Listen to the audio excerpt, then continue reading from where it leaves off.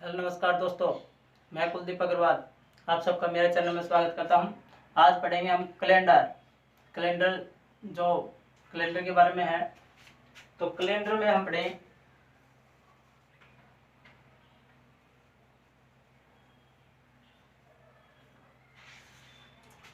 Calendar में सबसे पहले तो आपको पता होना चाहिए कैलेंडर क्या होता है। कैलेंडर जैसे मंथ के लिए, वीक के लिए, हर डे जिस काउंट किए जाते हैं कैलेंडर होता है। जैसे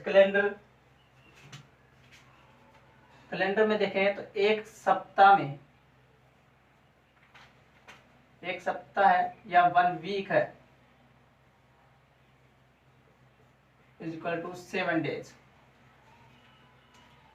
आपके देखा जाए तो एक वीक में 7 डे होते हैं। 1 week is equal to 7 days या एक सप्ताह इज इक्वल टू 7 दिन होते हैं। मंथ देखें तो इसमें आपके देखें मंथ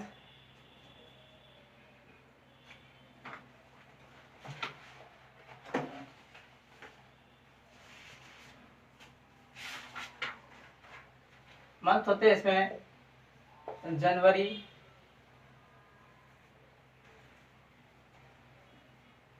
फरवरी, मार्च, अप्रैल, मई, जून, जुलाई, अगस्त,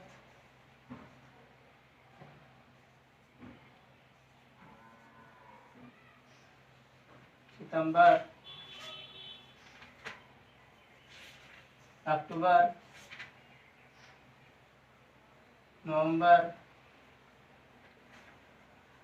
दिसंबर। इस तरह से आपके एक ईयर में 1 year is equal to 12 month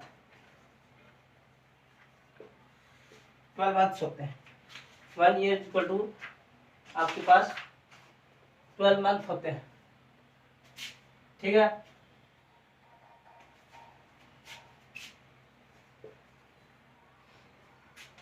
जिसमें जो जनवरी, फरवरी, मार्च, अप्रैल, मई, जून, जुलाई, अगस्त, सितंबर, अक्टूबर, नवंबर, दिसंबर पे काउंट किया जाता है। सबसे अच्छा तरीका है आप हाथ को इस तरह से करें। ये सबसे पहला नंबर है, ये जनवरी होता है, दूसरा फरवरी नीचे, फिर मार्च, फिर अप्रैल, फिर मई, फिर जून, फिर जुलाई, फिर घूम के फिर अगस्त, सितंबर, फिर अक्टूबर, नवंबर, दिसंबर। इस तरह से काउंट करते हैं। और आपके इसके ऊपर वाले पे यहाँ पे आए उसमें हर में सब में 31 डेज होते हैं। तो जनवरी की बात की जाए तो जनवरी यहाँ पे है, जनवरी, फिर फरवरी नीचे गया तो जनवरी में कितने डे होते हैं? 31 डेज होते हैं। ये कंफर्म हो गया कि जो इसके ऊपर है यहाँ पे इसके ऊपर काउंट होते हैं वो 31 डेज है। जैसे या जनवरी, फरवरी, मार्च, तो मार्च कितने का है? 31 का है। अप्रैल, मई कितने का है? 31 का है। जून, जुलाई, अगस्त, सितंबर, अक्टूबर, नवंबर, जनवरी, फरवरी, मार्च, अप्रैल, मई, जून, जुलाई, अगस्त भी 31 का है।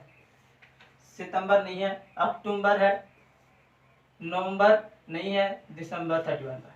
ऐसे आपको पहले तो ये पता होना चाहिए 31 डेज के कौन कौन से मंथ हैं।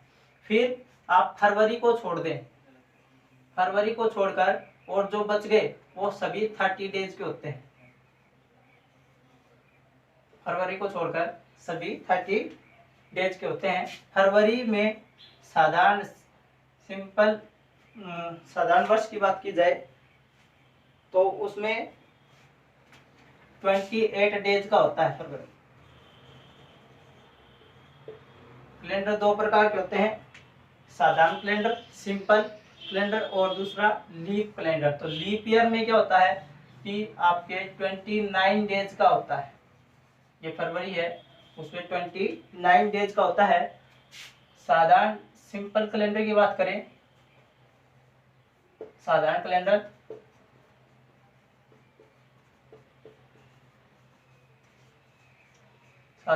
में 365 दिन होते हैं। टोटल काउंट करें तो 365 डेज। और वीक की बात करें तो 52 सप्ताह 1 डेज। ठीक है, 52 वीक्स 1 डेज, ये आपके सिंपल कैलेंडर में होता है।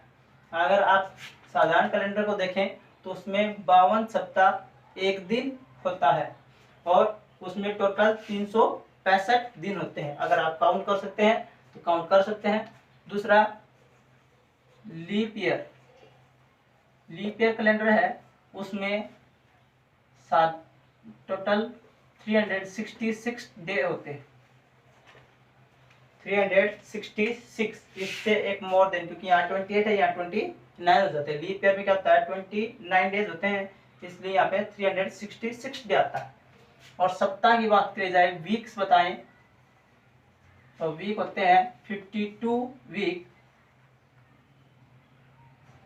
सप्ताह और 2 डेज होते हैं। ठीक है, अगर लीप ईयर की बात करी जाए तो लीप ईयर में 52 वीक्स एंड 2 डेज होते हैं। ठीक है, इतना ही सप्ताह और कैलेंडर के बारे में। कैलेंडर में आपने पढ़ा कि एक लीप ईयर क्या होता है, लीप ईयर में कितने दिन होते हैं, कितने सप्ताह होते हैं, और कैसे कौन से में कितने दिन होते हैं। जनवरी फरवरी उन सब की बात की हमने, उनके अकॉर्डिंग उनमें बताएं तो कितने कितने दिन का होता है। अब आगे चलेंगे हम कैलेंडर के लिए। कैलेंडर में सबसे पहले बात करें तो जैसे 15 सितंबर 15 सितंबर को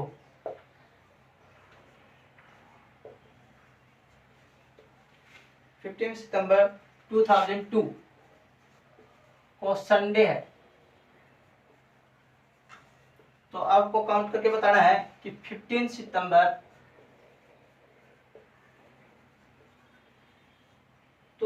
2003 को क्या डे होगा। अगर सेम डेट का हो और ईयर में डिफरेंट हो, सेम डेट का हो और दोनों ही साधारण वर्ष हैं, सिंपल ईयर है, तो जैसे सिंपल ईयर का कैसे पता चलेगा, लास्ट के 2 डिजिट में 4 से डिवाइड करके देखेंगे। लास्ट के 2 डिजिट में 4 से डिवाइड करके देखेंगे। अगर 4 से प्रॉपर डिवाइड होता है तब तो वो लीप ईयर है, और 4 से प्रॉपर डिवाइड नहीं होता है तो वो साधारण सिंपल ईयर है या साधारण वर्ष है। ठीक है, तो देखो 2 में 4 से डिवाइड करते हैं तो 1/2 आता है, प्रॉपर डिवाइड नहीं होता, कुछ रिमाइंडर बचेगा ना, और इसमें भी डिवाइड करते हैं तो 3 रिमाइंडर बचता है। तो इस तरह के सॉल्यूशन के लिए ये दोनों देखें तो साधारण कौन से हैं, साधारण वर्ष हैं या सिंपल ईयर है। तो सिंपल ईयर में हो तो नेक्स्ट 1 कर देंगे। आपके पास संडे है, संडे का मोर देन 1 बढ़ाओ, संडे के आगे क्या आता है, मंडे, तो आपको यहाँ पे क्या आएगा, मंडे आएगा। जैसे क्वेश्चन सॉल्व करके देखते हैं, जैसे 5 जनवरी 2006 को मंडे था, तो आप बताएंगे 5 जनवरी 2007 को क्या डे हुआ। क्या होगा, मंडे है तो मंडे से मोर देन 1 करें तो ट्यूसडे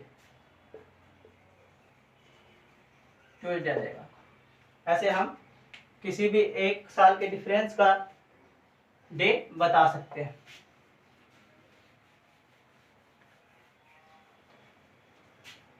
अगर लीप ईयर है तो हम क्या करेंगे, उसमें 2 दिन ऐड कर देंगे। जैसे 5 जनवरी 2000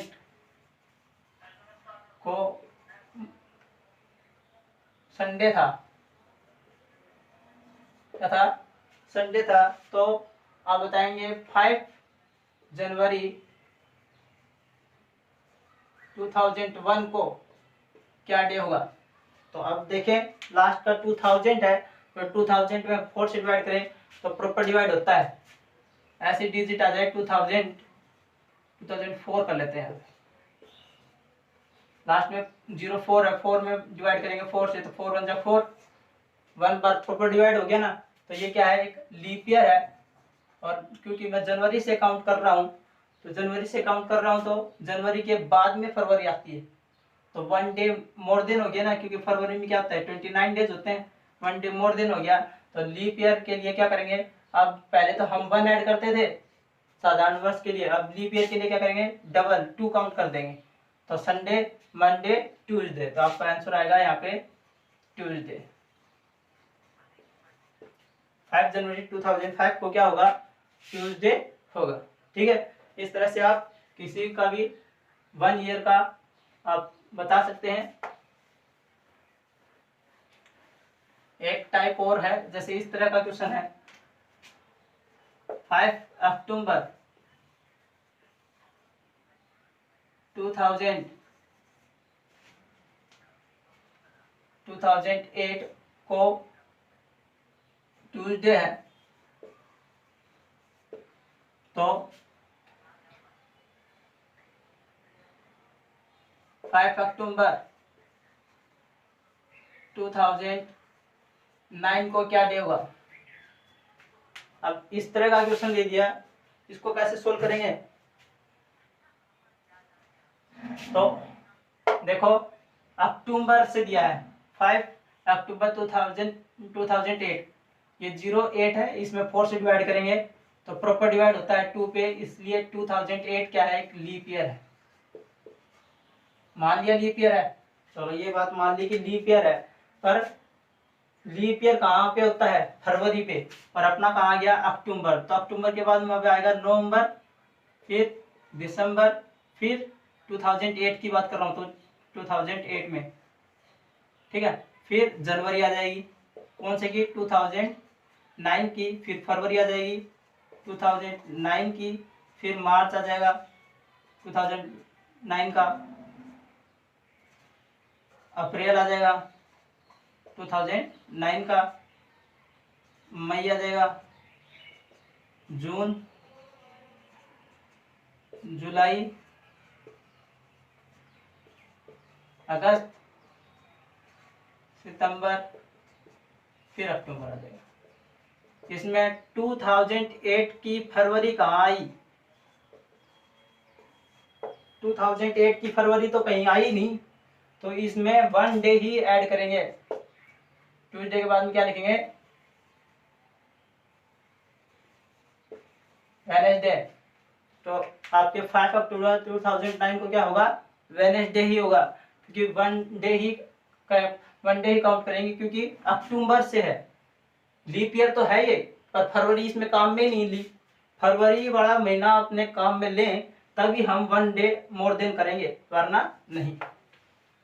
इस तरह से हम एक साल का कोई भी डे निकाल सकते हैं, 1 ईयर में डिफरेंस में एक साल का हो, और उसका हम वार बता सकते हैं।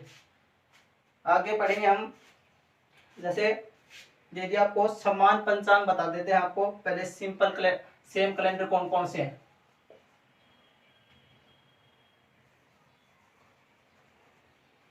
सेम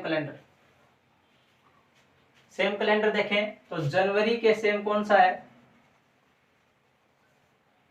जनवरी के इक्वल टू देखें तो जनवरी जैसा एकदम सेम टू सेम अक्टूबर होता है, जनवरी जैसा सेम टू सेम कौन सा होता है, अक्टूबर होता है, और फरवरी जैसा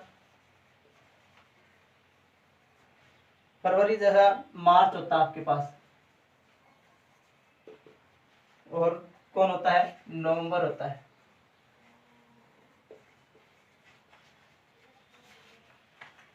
अप्रैल की बात करें, अप्रैल जैसा जुलाई होता है, अच्छा, और सितंबर जैसा आपके पास दिसंबर होता है। ठीक है, सितंबर जैसा कौन होता है, दिसंबर होता है। ये आपके सेम कैलेंडर हैं। जनवरी में जो डे है वही अक्टूबर में वही डे होगा आपके सेम टू सेम। फरवरी में जो डे है मार्च में भी वही होगा, नवंबर में भी वही होगा, अप्रैल में है वही जुलाई में होगा, और सितंबर में वही दिसंबर में होगा। ये होता है सेम पंचांग, मतलब सेम समान पंचांग या सेम कैलेंडर होता है। एक लीप ईयर की बात करी जाए तो ये तो साधारण सिंपल कैलेंडर की बात है, साधारण वर्ष के लिए। और लीप ईयर में देखें, लीप ईयर में कौन कौन से होते हैं? जनवरी के सेम टू सेम कौन होता है? अप्रैल और जुलाई, ठीक है। फरवरी के सेम टू सेम कौन होता है? अगस्त। अच्छा, और मार्च के जैसा कौन होता है? नवंबर। और सितंबर जैसा कौन होता है? दिसंबर, ठीक है। सितंबर जैसा कौन होता है? दिसंबर। एक लीप ईयर में इस तरह से सेम पंचांग समान पंचांग होता है। इससे अकॉर्डिंग एक क्वेश्चन कर लेते हैं।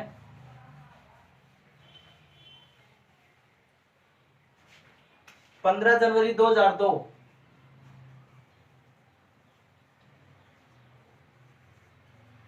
2002 को रविवार था, सॉरी संडे था। तो इसी जनवरी के अलावा निम्न में से किस मास की 15 तारीख को, किस महीने की 15 तारीख को संडे होगा? इसी ईयर में, इसी ईयर की बात की जाए, जैसे 2002 की बात की जाए, 2002 में कौन सा महीना ऐसा है जिसमें 15 तारीख को संडे ही होगा? तो पहले तो देखेंगे लीप ईयर है क्या, लास्ट के 2 नंबर में डिवाइड करके देखो 4 से, प्रॉपर डिवाइड नहीं होता है, नहीं होता है। तो जनवरी के सेम कौन होता है? अक्टूबर। तो आपके यहाँ पे कौन सा आंसर आएगा? 15 अक्टूबर 2002 को क्या होगा? संडे होगा। अगर इसकी जगह लीप ईयर होता, यहाँ पे 4 होता जैसे, तो आप क्या लिखते? 4 होता। तो इसमें लीप ईयर में देखें तो अप्रैल होता है जनवरी की, जैसे अप्रैल या जुलाई, इस तरह से आता। अगर यहाँ पे 2000 होता तो क्या होता?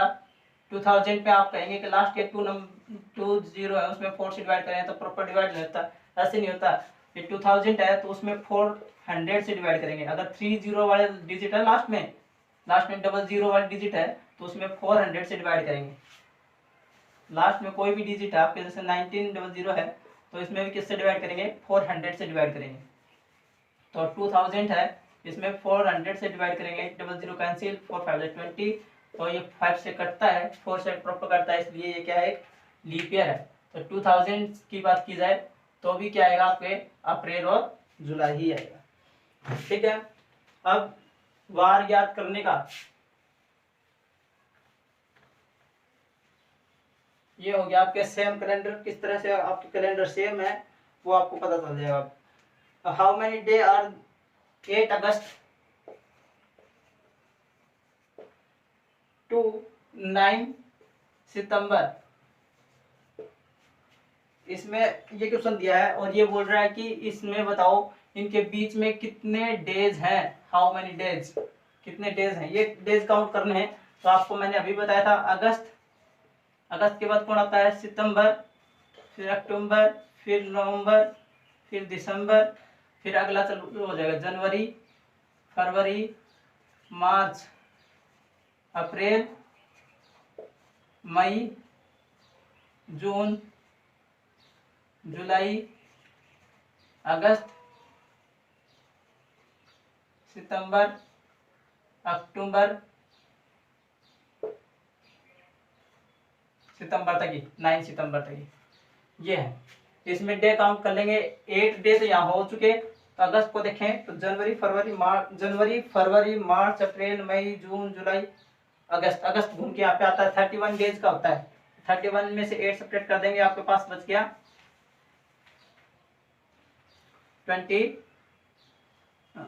31 डेज थे टोटल। 31 में से 8 डेज तो हो चुके ना, 8 अगस्त से काउंट कर रहे हैं तो 8 को तो काउंट सब्ट्रैक्ट कर देंगे यहाँ पे, बच गया आपके पास 23 डेज। तो 23 तो अगस्त के, फिर सितंबर के 30, अक्टूबर के 31, नवंबर के 30, 31, फिर जनवरी फिर 31 की आती है। फरवरी देखें तो जब आपको लीप ईयर वगैरह नहीं दे तो आपको 28 डेज का ही लेना है, ऐसे लेकर आपको ऐड कर लेना है। इस तरह से आप इनके बीच के डेज निकाल सकते हैं, इतने डेज का डिफरेंस है।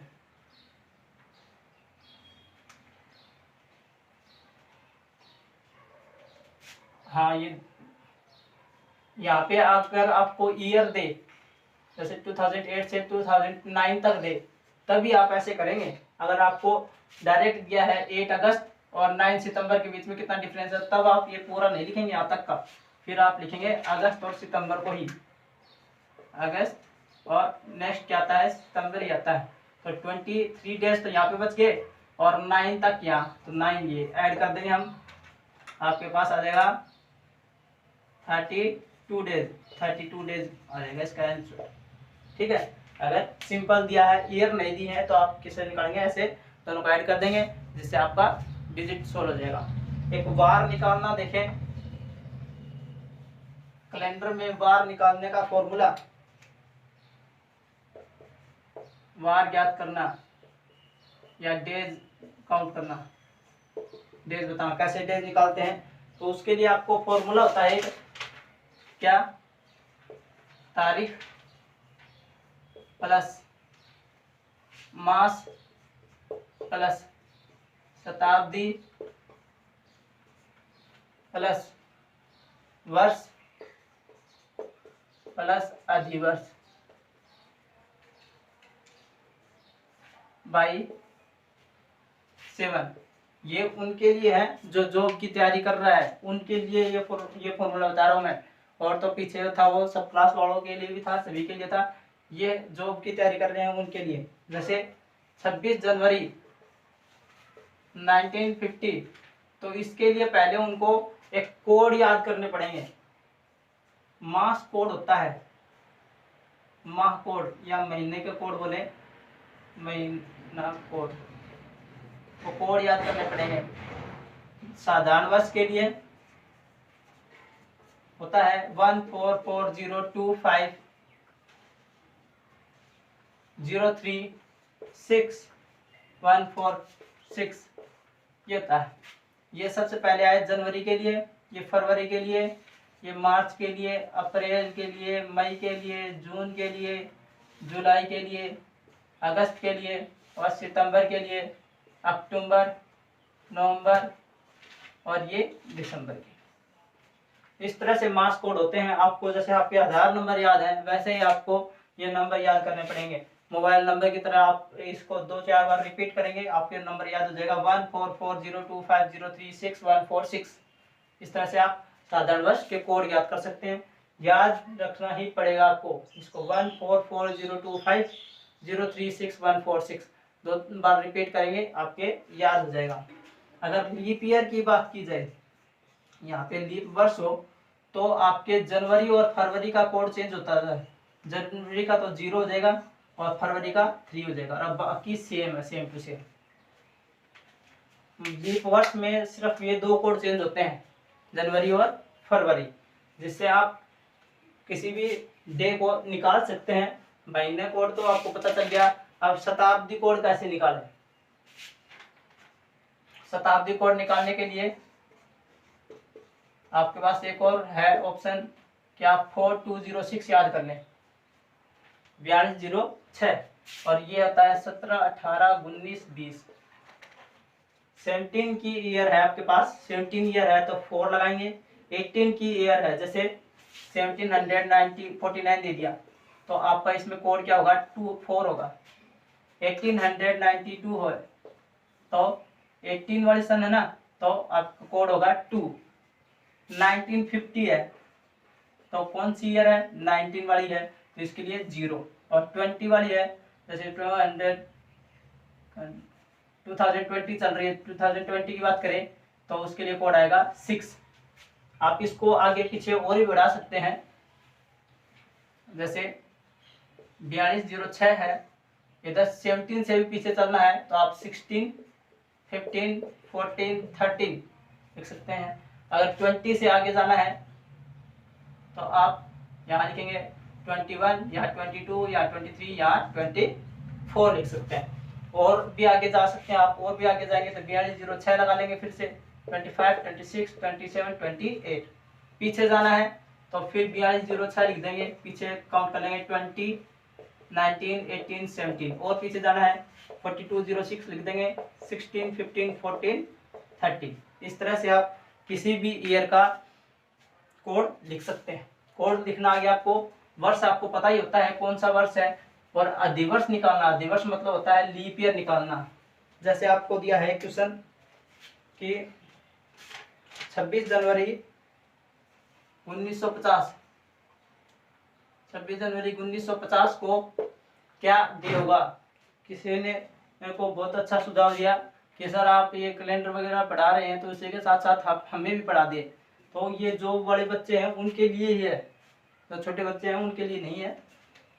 तारीख देखें तो 26 प्लस माह, मास मतलब होता है महीना, महीना कौन सा है, जनवरी का है। और जनवरी के लिए कोड क्या होता है, देखो पहले तो लीप ईयर है तो नहीं है, 50 में 4 से करके देखेंगे डिवाइड, तो 4 1 जा 4, बच गया 10, 5 2 जा 8, और कुछ रिमाइंडर बच रहा है, प्रॉपर डिवाइड नहीं हो रहा, तो ये लीप ईयर तो नहीं है, साधारण ही है। तो जनवरी के लिए कोड होगा 1, प्लस में शताब्दी, शताब्दी कोड देखें तो शताब्दी कोड क्या है आपके पास, ये कौन सी ईयर है, 19 की ईयर है ना, तो 19 ईयर में क्या लिखते हैं, 4206, 17, 18, 19, 20 और 19 की ईयर के लिए 0 लेते हैं कोड, तो कोड आ गया 0, प्लस में वर्ष, वर्ष देखो कौन सा वर्ष है,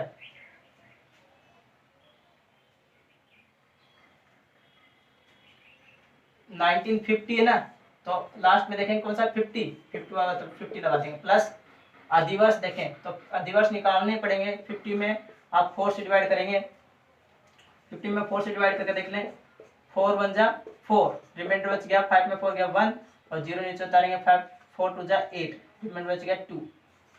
प्रॉपर डिवाइड कितने बार हुआ है, 12 बार, 12 4 जा 48, तो 12 लिख देंगे यहाँ पे, जो रिमाइंडर बच गया उसको छोड़ देंगे, बस हो गया आपका काम कंप्लीट।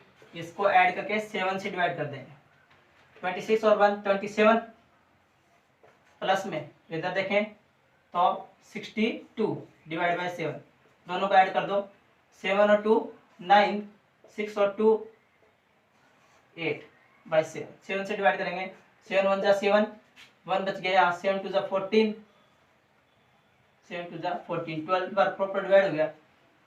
अब बच गया कितना, 15 16 17 18 19, 5 बच गया आपके पास। 5 के लिए लिखेंगे आप वीक कोड याद करने पड़ेंगे आपको। वीक कोड कैसे, वीक कोड के लिए बहुत ही आसान है। संडे के लिए 1, मंडे के लिए 2, ट्यूसडे के लिए 3, वेडनेसडे के लिए 4 और थर्सडे के लिए 5 और फ्राइडे के लिए 6 और सैटरडे के लिए 0, सैटरडे के लिए 0। इस तरह से कोड लिखें। संडे से लेके फ्राइडे तक तो सेम है, वैसे ही 1 2 3 4 5 6 तक काउंट करेंगे, और सैटरडे के लिए क्या लिखते हैं 0। और 5 के लिए आप देख लेंगे ये क्या है, थर्सडे यानी कि गुरुवार, तो इस दिन क्या बार होगा, गुरुवार होगा। नेक्स्ट क्वेश्चन देखते हैं, एक क्वेश्चन और को सोल्व करके देख लेते हैं।